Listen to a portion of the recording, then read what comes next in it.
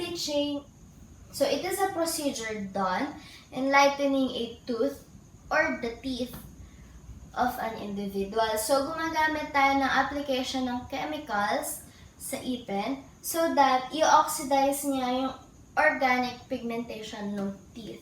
So, for the indications, we have discoloration of the anterior teeth, tetracycline stains, fluorosis, hemorrhagic discoloration, medication discoloration, aging discoloration. Okay, poor case selection. So poor case selection, hindi naman siya patient factor, kundi sa ating mga dentists. Kasi,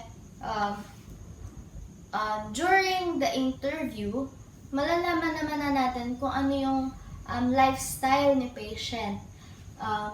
For example, gusto niya ng bleaching, pero upon interview nalaman natin na meron pala siyang lifestyle na kung saan palagi siya nagwa-wine, nagko-coffee or tea, nagagamit din siya ng cigarettes, and then meron pa siyang habit of chewing betel nuts. So, i-consider pa ba natin yung factor na yun prior to bleaching procedure? Dapat isipin natin if kakayanin ba ni patient panindigan yung aftercare ng ating bleaching procedure. So, alam naman natin na bleaching is for aesthetics, and alam din natin na bleaching chemicals has further effects on the tooth. Hindi lang siya nakakapagpa-whiten, but nagkakaroon ng changes sa tooth structure during bleaching procedures.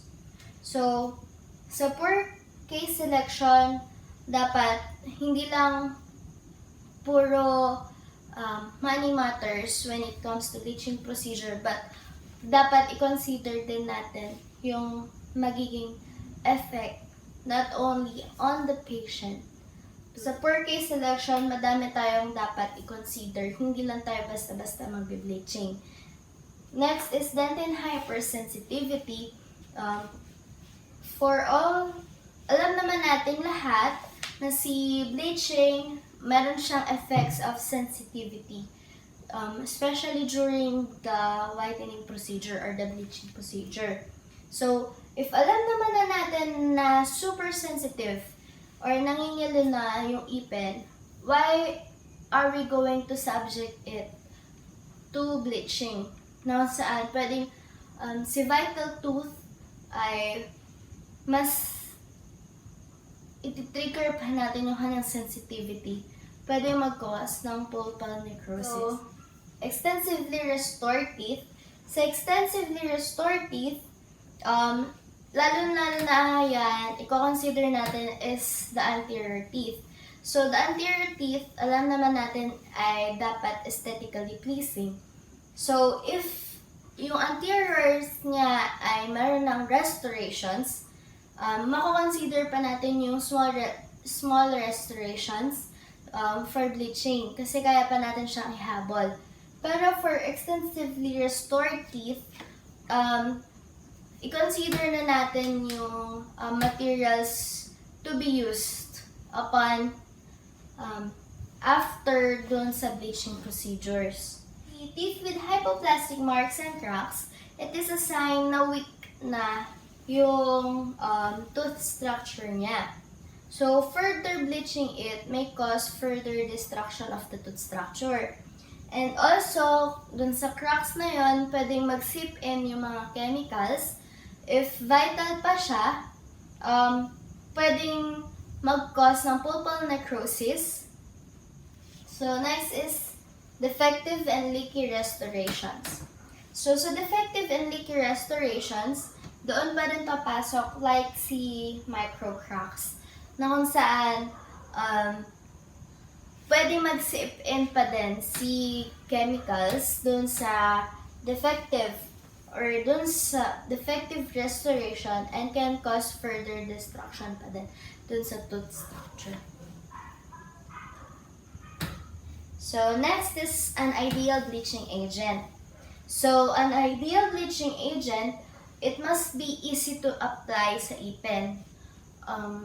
Given na dapat i-cover natin or i-protect natin yung surroundings ng ipin, like the gums, but the bleaching agent itself must be uneasy to apply. So, it lightens the teeth efficiently. Dapat yung pipiliin nating bleaching agent, nakakapag-whiten agad siya or may effect agad ng whitening doon sa teeth involved. Kasi further repetition of the procedure can further cause still the destruction or pwedeng masira yung ating tooth structure.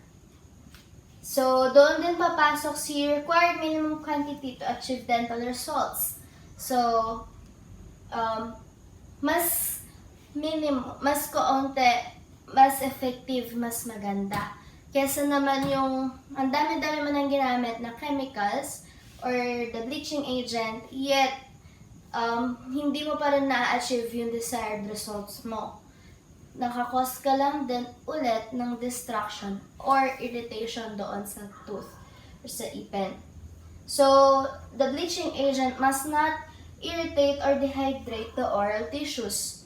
So, ang bleaching agent, before we apply, gagamitan pa rin natin ng barriers, especially yung gums, and we must know how to isolate so that pagka nagkaroon na aksidente na may tumulo, hindi masyadong makaka-affect or makaka-irritate sa oral tissues. Also, dapat hindi din niya ma-dehydrate, for example, si dentinal tubules, na kung saan pag masyadong dehydrated, pwede mag-further cause ng sensitivity post-procedure or post-treatment sensitivity.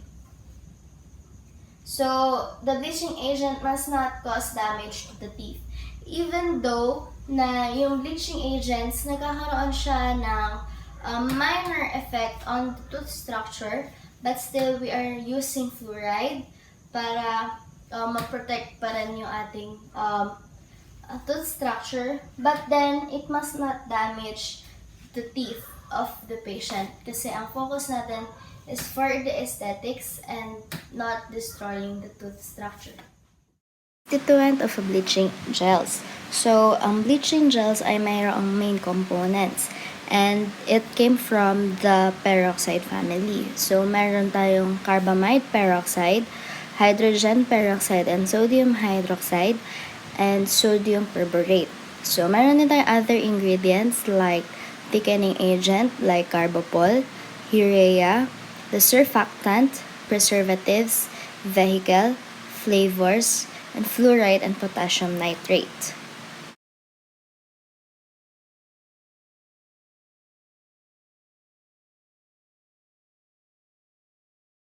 Hydrogen peroxide is commonly used in the in-office bleaching technique, and it has a concentration of 25 to 38%. And ginagamit din siya as a home bleaching technique or walking bleach technique with a concentration of 3 to 7.5%. Too much hydrogen peroxide can cause severe sensitivity, gingival irritation, and enamel breakdown. For the carbamide peroxide, we have a urea hydrogen peroxide on its other name, bifunctional derivative of carbonic acid.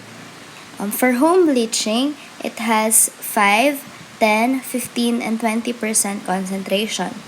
In the in-office bleaching, the 35% carbamide peroxide was used.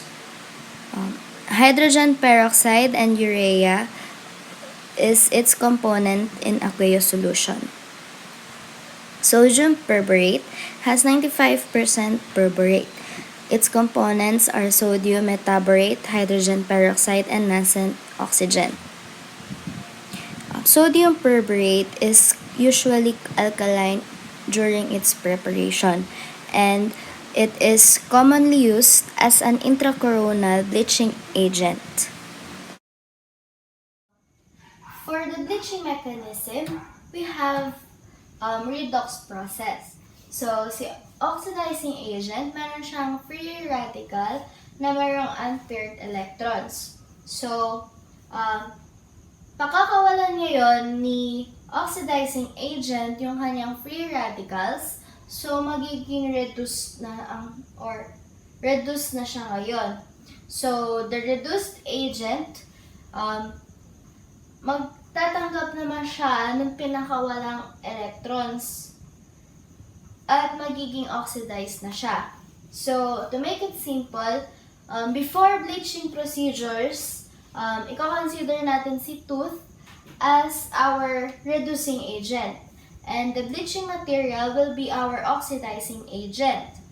So, after the treatment, nagkaroon ngayon ng release of electrons, nagkaroon ng acceptance of those electrons.